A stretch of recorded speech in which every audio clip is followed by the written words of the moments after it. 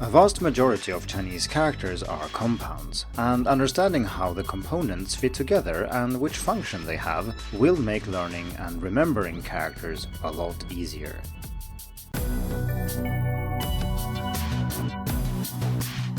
Hello and welcome to the Hacking Chinese podcast. In this week's episode, we are continuing our journey into the Chinese writing system, and this is the third part in a series. So if you haven't listened to the previous two parts, which is episode 54 and 55, I strongly suggest that you listen to those first. In episode 54, we talked about Chinese characters in general, and in episode 55, we talked about the basic building blocks, the characters that really can't be, or at least shouldn't be, broken down into smaller units. So the basic idea here is that learning Chinese characters is much easier than many people think, because we are not talking about learning thousands of unique images or unique shapes that mean certain things. Instead, we're looking at a limited number of building blocks and how those are combined. So far, we've looked at the basic building blocks, that was the previous episode, and now we're going to look at compounds. So how can we combine these basic building blocks and form more complex characters? The first thing I want to do is to clarify what a compound is, so that is clear even if you haven't studied Chinese for a very long time. And when I say compound here, I mean a character that consists of other characters, essentially, or at least it uses other characters as components. And there are other ways of combining characters in Chinese, and you have probably seen some of these even if you started learning Chinese yesterday. So for example, we also combine characters to form words. So for example, the word for China is 中国, and that consists of two characters, 中 and 国, and that is not what I'm talking about here. As we can see, if you look at the written word 中国, it consists of two characters put next to each other. They take up two squares on a page, as it were. But if we look at a character like xiu, to rest, that we mentioned in episode 55, it's clear that this is not a word consisting of two separate characters that are read with two syllables. Instead, it is one syllable, one character that takes up one square on a page. So this is a compound character that has two components in it. One meaning person and the other meaning tree, and we combine those two meanings and we get a compound that means to rest. So what we're going to talk about in this podcast episode is compounds like that, or there might be other types of compounds, but we're still talking about single characters. To do this, I have chosen three characters that I think have something important to tell us about how the Chinese writing system works. And as usual, when it comes to the podcast and Chinese characters, I can't write Chinese character in the audio. So if you want to look at the characters I'm talking about, I suggest that you head over to Hacking Chinese and check out the article related to this episode. I will of course make sure that this episode is worthwhile even if you're not looking at the article. I just want to mention that it is there. So the three characters I've chosen is hao, good, which consists of two components. We have nu, woman, and then we have zi, son or child. The second character is ma, mother, which consists of two components as well. One is nu, here again, woman, and then it's ma, horse. The third character is in, which means reason or cause, and it consists of two components. We have wei, which is enclosure, and then we have da, which means big. So what do these three characters have to tell us about the Chinese writing system?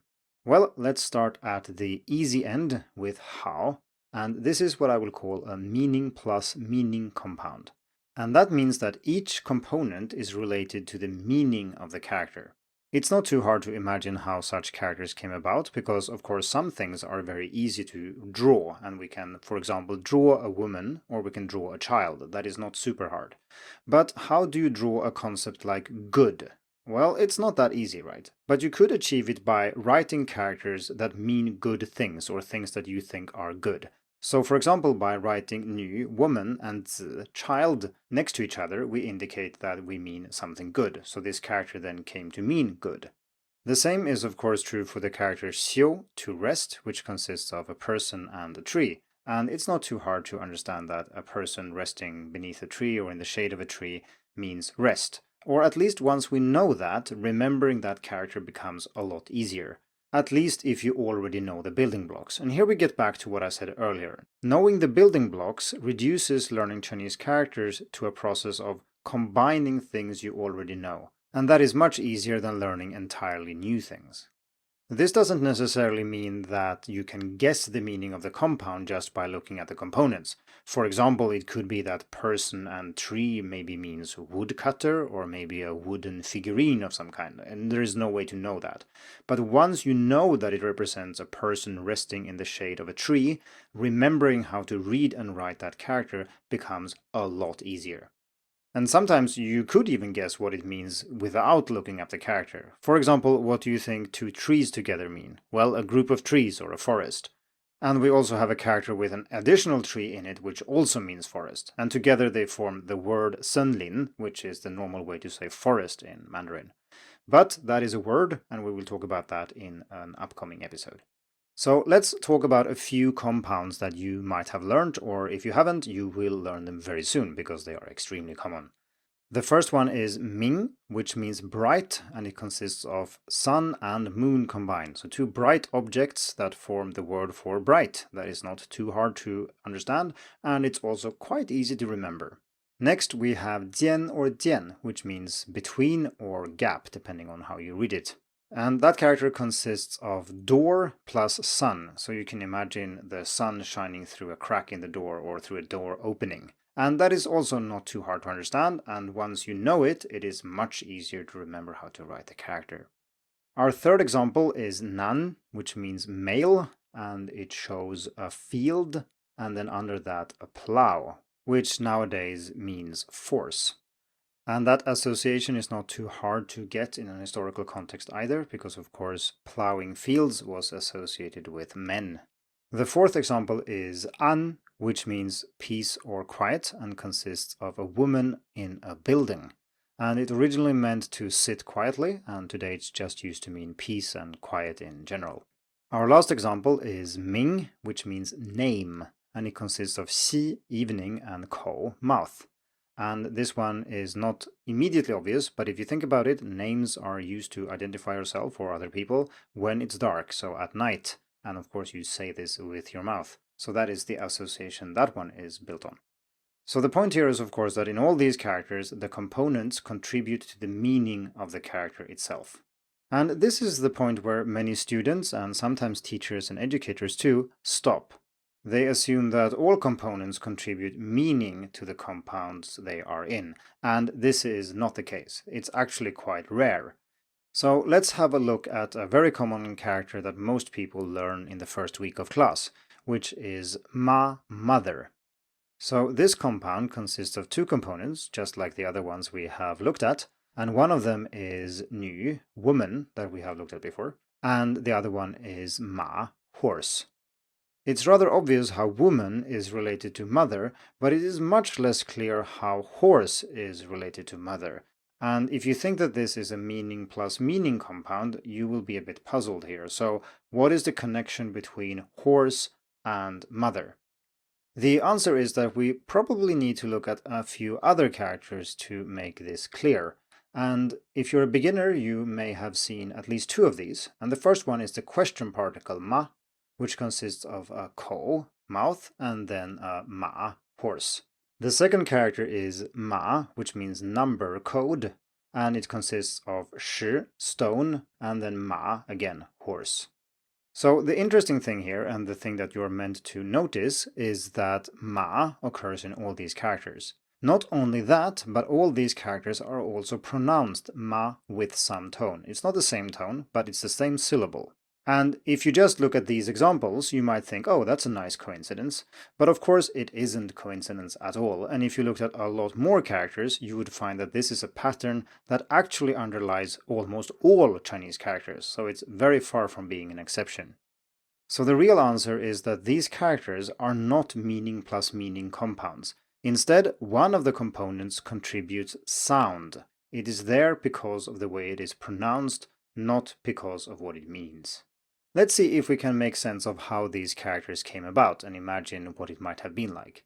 So back then, before we had a well-developed writing system, people could of course talk because humans have been talking for a very long time compared to how long we've been able to write.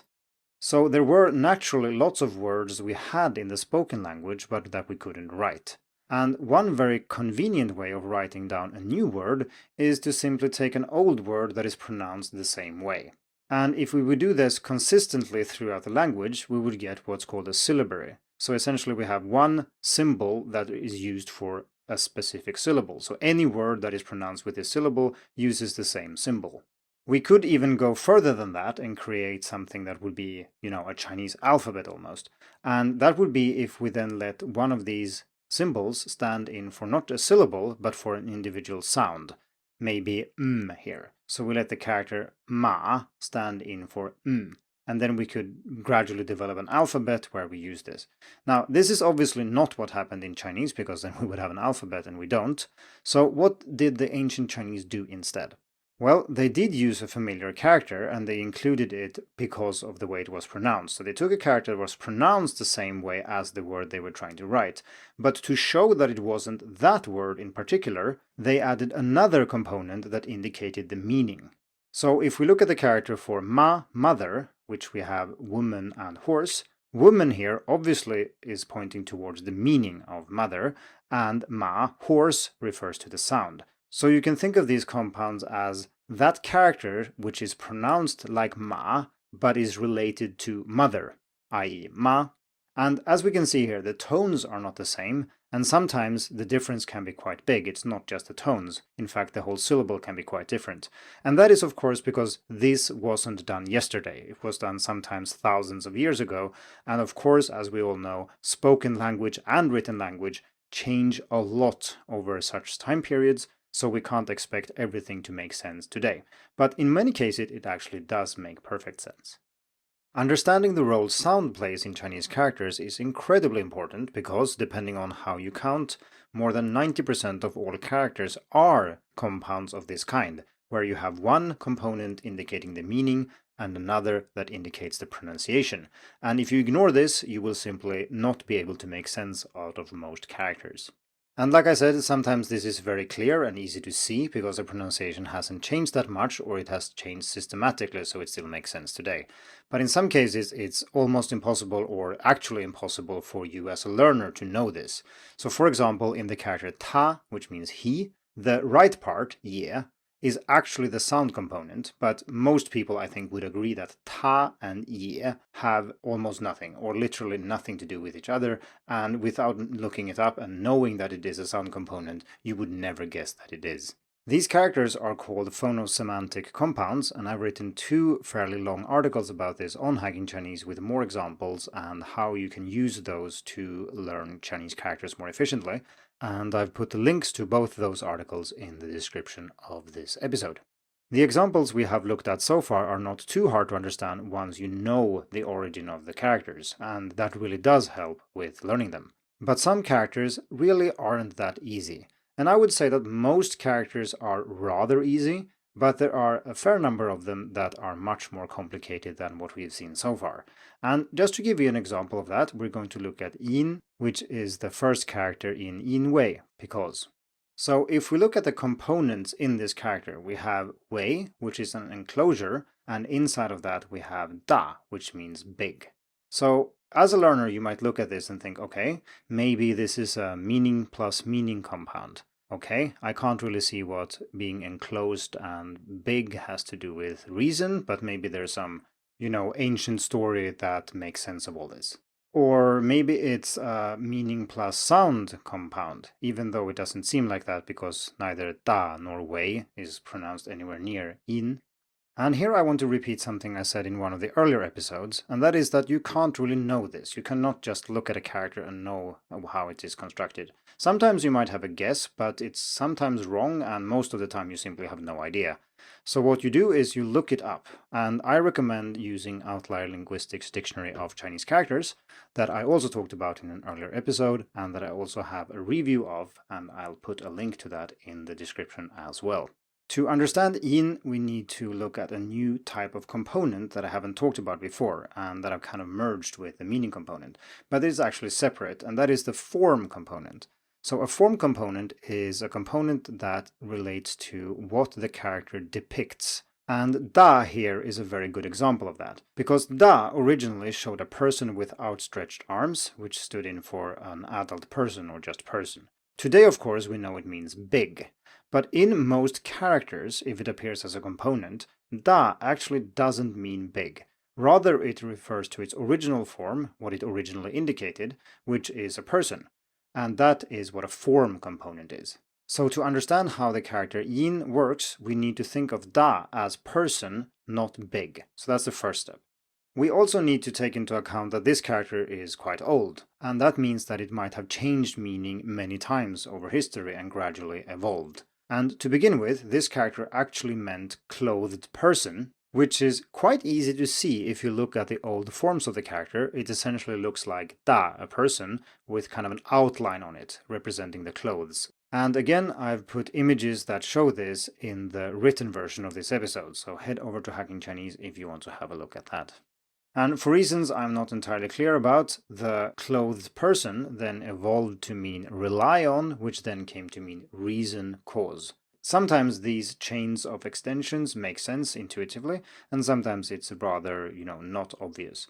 Outlier neatly presents these as a kind of tree in how the meanings evolved and how they extended to each other, which is very nice if you want to make sense of this kind of thing. It should be immediately apparent that this kind of thing is not just something you can figure out, and maybe it's not something you even need to know. Most native speakers don't know this, so if you ask a random person what is the origin of yin, they will not be able to tell you.